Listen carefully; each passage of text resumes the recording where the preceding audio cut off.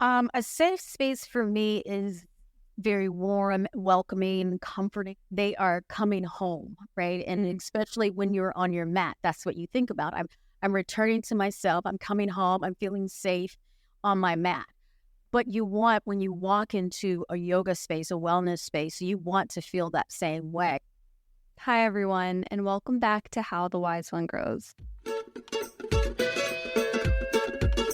I am so excited to share today's conversation with you because it is about, I think, one of the most important conversations we can have when we're talking about wellness, and that's inclusivity and representation in the wellness space.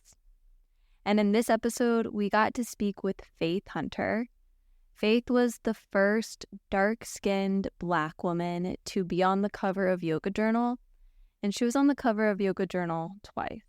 In addition to the big impact she's made in the media, she has also had a huge impact on creating inclusive spaces for people of color in the yoga community in the DC area through her yoga studios and through the work she does online and in the world. This is a conversation I think any and everyone in the wellness industry needs to hear, whether you're someone teaching or someone practicing. There's so much we can learn from this, whether it's how to make your wellness space more inclusive or how to take care of yourself and resource yourself as you're moving through spaces of society that aren't supportive for you. But before we get started, let's just take a moment to land here together with 3 deep breaths. So just take a moment to notice where you are right now. Take note of your physical surroundings. And if it feels safe, you can gently rest your eyes or soften your gaze at a point in front of you. And then notice where your body meets the earth. Let the shoulders soften down the back. And take a big breath in and a big breath out. Inhale, fill your chest, fill your belly with air. Exhale, open your mouth, let it out. One more inhale. And exhale. And you can return to the sensation of your body rooted on the earth. And slowly open your eyes as you return to this space. Today we are with Faith Hunter. Faith is a global yoga and meditation instructor, wellness philanthropist, movement motivator, healing guide, and music head. Faith began her practice of yoga and meditation in the early 90s to manage the stress and emotional pain of her older brother dying of complications related to AIDS. Through mindfulness, personal reflection, and deep personal practice, Faith was able to release her fears and experience an awakening from within. Over the past 20 plus years, Faith has studied yoga, meditation, breathwork, Reiki, and many wellness approaches. She's graced the covers of Yoga Journal twice, Yoga and Lifestyle, Origin Magazine, and Sweat Equity. She's also appeared on Wendy Williams, The Real Housewives of Potomac, that's hilarious, and Essence, Black Enterprise, Women's Health, Shape, New York, and Yoga magazines. Faith is also an author who has penned 2 books, Shades of the Soul, and her latest, Spiritually Fly, Wisdom, Meditations, and Yoga to Elevate Your Soul. Faith, thank you so much for being here today. Absolutely. My pleasure. Thank you for inviting me. Yeah. Do you mind sharing a bit about when you were first on the cover of Yoga Journal and why that particular issue of Yoga Journal was so impactful? Oh, wow. So I'm going to dive right in. Yeah, I love it. I love it. So it was in 2010, and it was really unexpected. Yoga Journal had reached out because I had some podcasts. I had a podcast. That's amazing.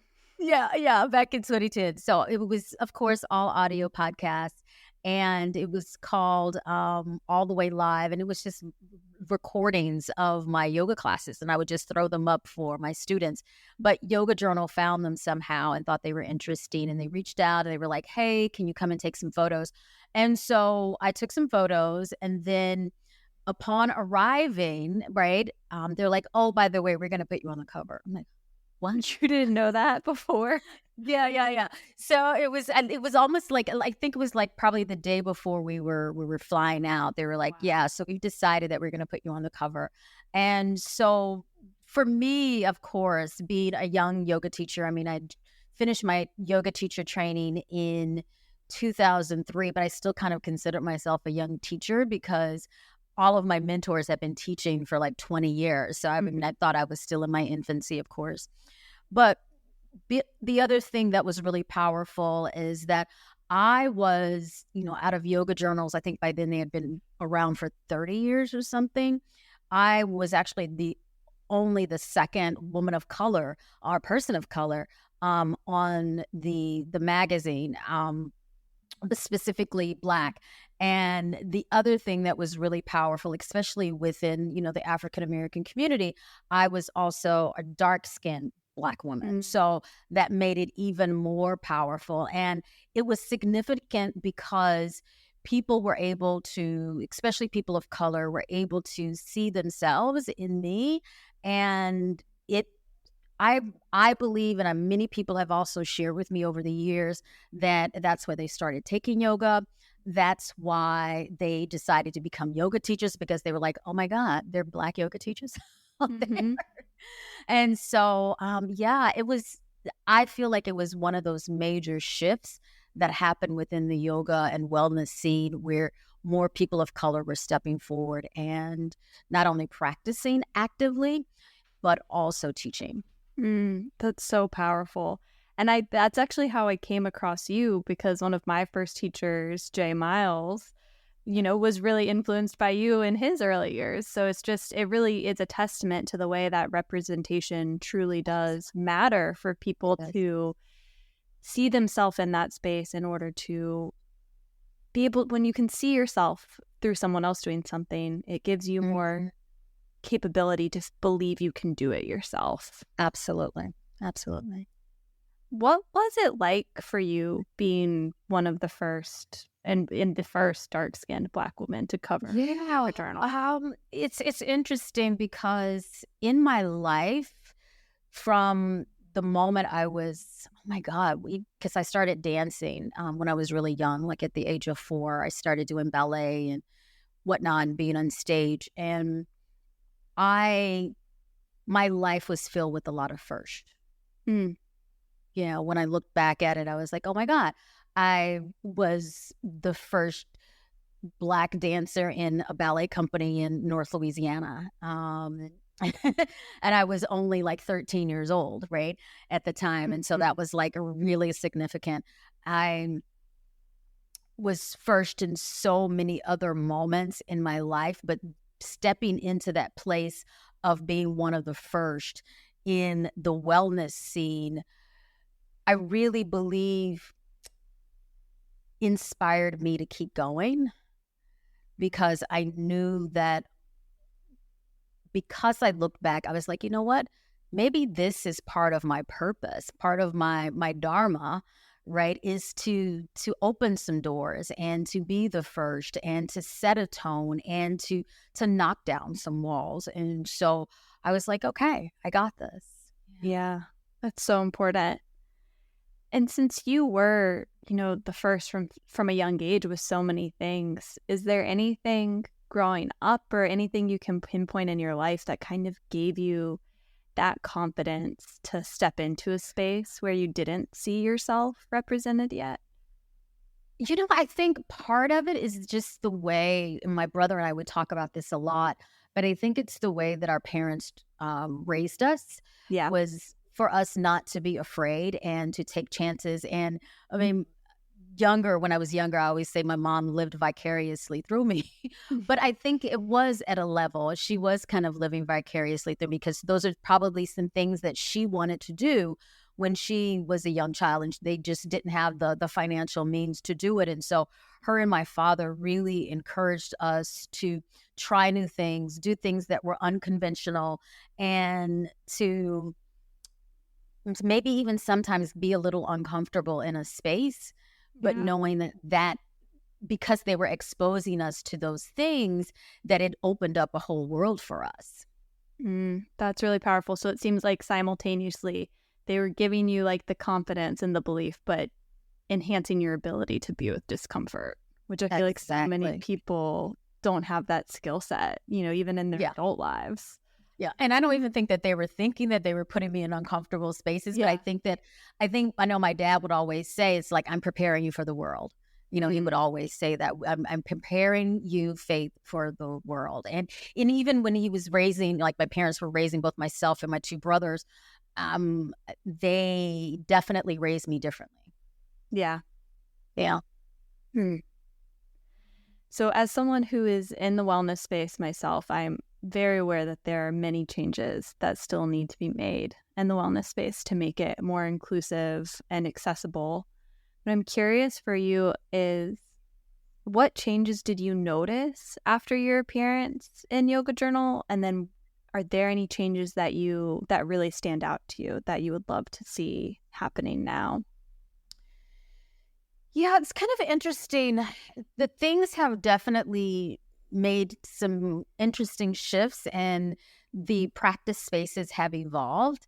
I think definitely more people of color are teaching. I mean, that increase has been steady over the years. The thing that I find that has not made a major shift or enough of a shift is within the media. We will see some pops and moments, right? I mean, I look back at my personal career and I'm like, oh yeah, I've been in these national videos and commercials and like all of these other things and in magazines, but still there really isn't enough. When I think about the wellness scene and the number of people of color that do practice, and then you look at other genres, I often kind of look at like NBA or football. I mean, because you see tons and tons of African Americans playing those sports and fully represented and respected. However, if you look at the wellness industry, which is kind of like right in that same angle and same slide, is that we are not fully represented based upon the numbers that are practicing and the numbers that are actually purchasing products and items, right? And then the other piece is that, and I don't really talk about this a lot, but I also think financially we're not compensated in the same way as well. That's Yeah. And I know important to myself me. and Jay and I have talked about it a lot, and I'm like always pushing him. I'm like, advocate for yourself. You deserve it. Like, you are worthy of being paid based upon your experience and your expertise. 100%. I think that's such an important element to give voice to. So thank you for that. We're going to take a brief intermission to take a moment to thank you for listening to this podcast and to share a review from one of our amazing listeners. This review says, I highly recommend this podcast for deep, thoughtful dives, along with lots of compassion and fun. Holly's insights and healing voice are a balm for the soul. You will be fed and nourished while learning and growing with this podcast. Holly speaks from wholeness. Everything is welcome, and everything is part of the experience. Thank you, Holly, for the gift of this podcast.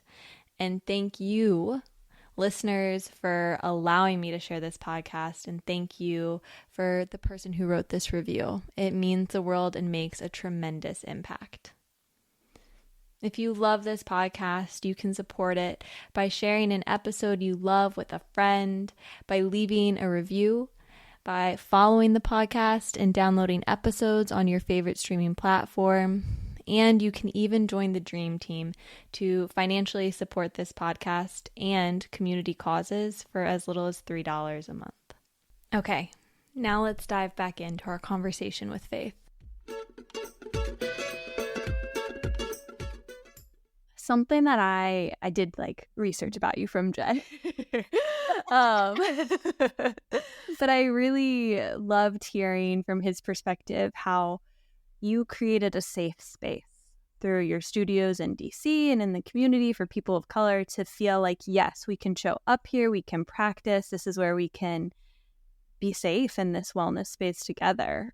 And I guess for me, the question is like, what is a safe space to you? And how did you cultivate that? And I guess how do you continue to cultivate that? Yeah. A safe space for me is very warm, welcoming, comforting, like what anyone would think if like they are coming home, right? And especially when you're on your mat, that's what you think about. I'm returning to myself, I'm coming home, I'm feeling safe on my mat. But you want, when you walk into a yoga space, a wellness space, you want to feel that same way. You don't want to feel insecure. You don't want to have these massive levels of doubt around the fact that, oh my God, do I even belong here? Mhm. So when I opened both of my spaces in DC, I was always extremely intentional about not only aesthetics, but I was also extremely intentional about the staff that I hired. And I wanted to make sure that the teachers that were teaching there were a beautiful representation of the DC community. And so my staff was extremely diverse, and not just within, the color of our skin, but with sexuality, with spiritual practices. I mean, I had some teachers that were extremely religious, and maybe they were Jewish or they were Christian, and they brought that to their teaching, and I wanted them to bring that to their teaching. Like I encouraged them to do that. While at the same time, I had some that were a little more hippy dippy, right? And some that were a little more strict and refined, like in terms of like the way that they taught, they were all about the anatomy. And so I wanted to make sure that the staff was a beautiful collection of what I feel that the yoga community should actually look like. And as a result, people felt comfortable walking into the space. Even, you have like these really hardcore heterosexual men that are like athletes would still show up into our space and felt comfortable hanging out with like chicks in little tiny, yoga pants that are like oming, but they were like, this is what I needed today, because they felt comfortable. In terms of like kind of what I do now, I don't have a yoga space. I've relocated to New Orleans, but when I do travel or I offer any pop-ups here, my intention is the same, is that I want to make sure that when I show up in that space, I am bringing my powerful vibration that's filled with love and comfort. And I'm always reminding people that when they show up, I'm here to serve and be of service to them. And hopefully I'm giving them exactly what they need. I love that perspective so much. Another thread of how I know Jay is from our work together at Project Yoga Richmond. I was on the staff there for years, and the key element that you were naming of having a diverse staff, a diverse range of people walking in, I think really gets to the root of yoga, because when you can have all of those perspectives, you can embody wholeness, and then everyone can walk in and show up as their authentic self. It's not like Absolutely. this is the cookie cutter image that's here. It's like you can find anyone and anything here, and all of your parts are welcome here. Yeah. So I really love that. That's a good reminder. It's really interesting. I definitely want to share this story with your listeners, is that this was probably like the last few years that I had my space. So it must have been like 2018, 2019, something like that. And one of our community members was going through top surgery.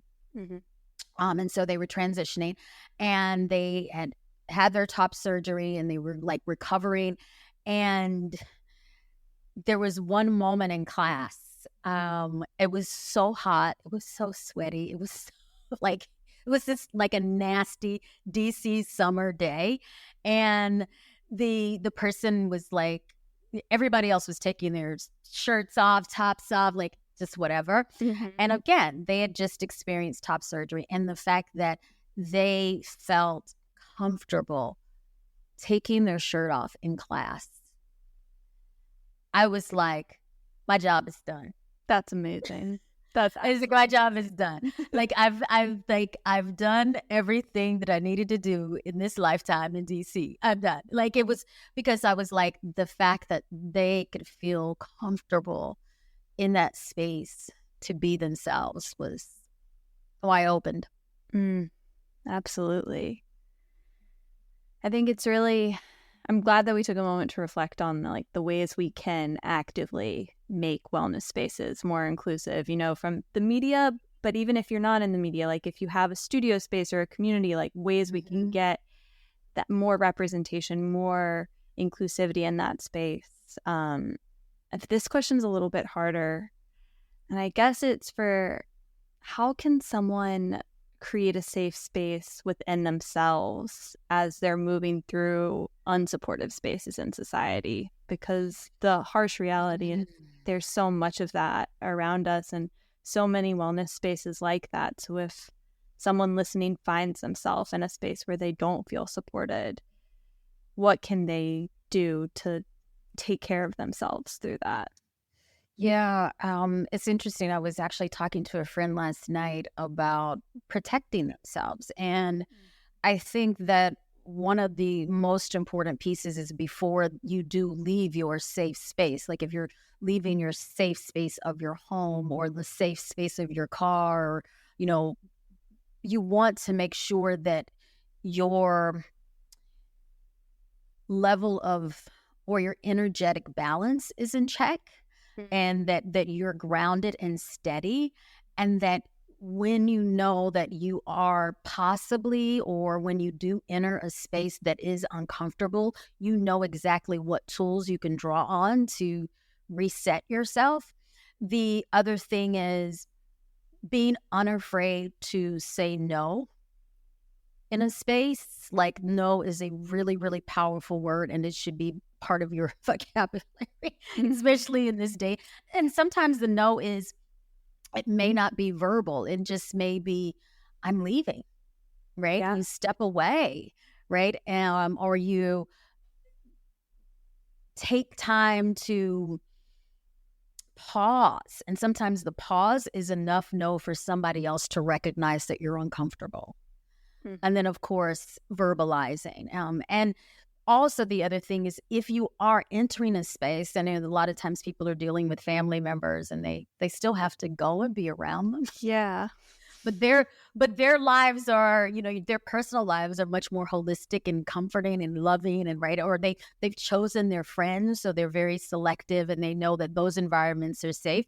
But when they do have to enter uncomfortable environments, the other thing is setting really, really clear boundaries and advocating for yourself and being really clear in your communication with others. Yeah. So those are so key. So if I'm remembering correctly, it's taking time to pause, like having your wellness resource toolkits to like energetically balance yourself. No, no, no. And taking that pause and communicating your boundaries to be clear. Exactly. Yeah, absolutely. For anyone listening too, Faith has an amazing podcast called Spiritually Fly. And yesterday morning I was on a walk and I was listening to your episode. I think it was called Season of Ease. And I feel like that is like an episode everyone should listen to. And I feel like you did such a good job talking about how you can find ease even amidst the discomfort. And I think there's a lot of like tools you named in that episode that could help resource someone with some of the tools they might need if they are in an unsupportive space. Absolutely. I mean, the one thing that I draw upon, even today, like an hour and a half ago, I was triggered by something, and I'm like, my belly was rolling and like, and I just like stopped immediately. I tried to push through it, and I was like, no, what am I doing? What am I doing? We know this. Where are you going, girl? Stop in your kitchen and pause and breathe before you make this smoothie, right? Because that's what I was about to do. And I was like, stopped. I closed my eyes, refrigerator's like wide open. And I just took like 10 long, deep breaths. And I was like, this is my space. Meaning this is my body. This is my mind. This is my heart. And I have control of it. I don't have to allow external forces to dictate how I feel in my body. And so when you talked about the season of ease, that for me, taking that moment created ease. It took a while for the ease to slowly move through me, but it happened. And because I was like, I have things to do. I have to hang out with Holly. And it's like, I want to be ready for that. Like, I mean, because I knew what was coming. And I was like, no, I'm not going to carry that with me. I'm going to create a safe space for me. And I love the way you used, like, I'm going to take this back. Like, it's such an empowering act and can give you so much more agency and control back to be like, this is my power. You don't get to control what's within me. And I think that's such a gift. Absolutely. Well, I know that we have to be mindful of your time, but I want to make sure that people know how they can continue to support you and your work. Do you mind sharing about ways people can stay in touch? Yeah. So the best place for people to find me, of course, is on my website, and it's really easy. It's faithhunter.com. And then I am all over all the things social media. So of course you can find me on Instagram and Facebook, where I'm Spiritually Fly, the new threads. That thing, right? So I'm Spiritually Fly there, and there I kind of like share a couple of different things. I love writing poetry and just random thoughts. I find that it's even different than Twitter. I don't really go, is it called Twitter or X? Anyway, I don't know. I'm on there, but I don't really do too much on there anymore. And then I have YouTube, and on YouTube you can find, of course, the podcast that you mentioned, but the podcast is also all over other places, iHeartRadio, Spotify, and whatnot, Google. And on the YouTube channel, I also have yoga sessions, meditation, journaling. I've been doing some astrology reading, which is not like, it's not typical astrology. I have to tell people it's not your typical astrology reading. But what I do is I share a little bit about, like I'm going to do one, post it up today or tonight about the new moon in Virgo that's coming up. But I also layer in spiritual practices and rituals. Oh, that's so cool. So it's like that are very specific to that particular new moon or full moon. So I've been doing those, and they've been like really, really fun. So that's there. And then I also, where else am I? That's basically it. I mean, I have a couple of other places, but people should buy my book, Spiritually Fly, which has so many amazing tools and practices, and a little bit about my personal life and story in there as well. And of course, all that can be found on my website. Yeah, and I will be sure that all of the links are in the show notes, so people can just scroll below and click to stay in touch with you. And I know that we've done a couple episodes on the moon and astrology, so I know our community members will want to check out your spirituality side of astrology. Yeah. Well, thank you so much for taking the time to meet with us today.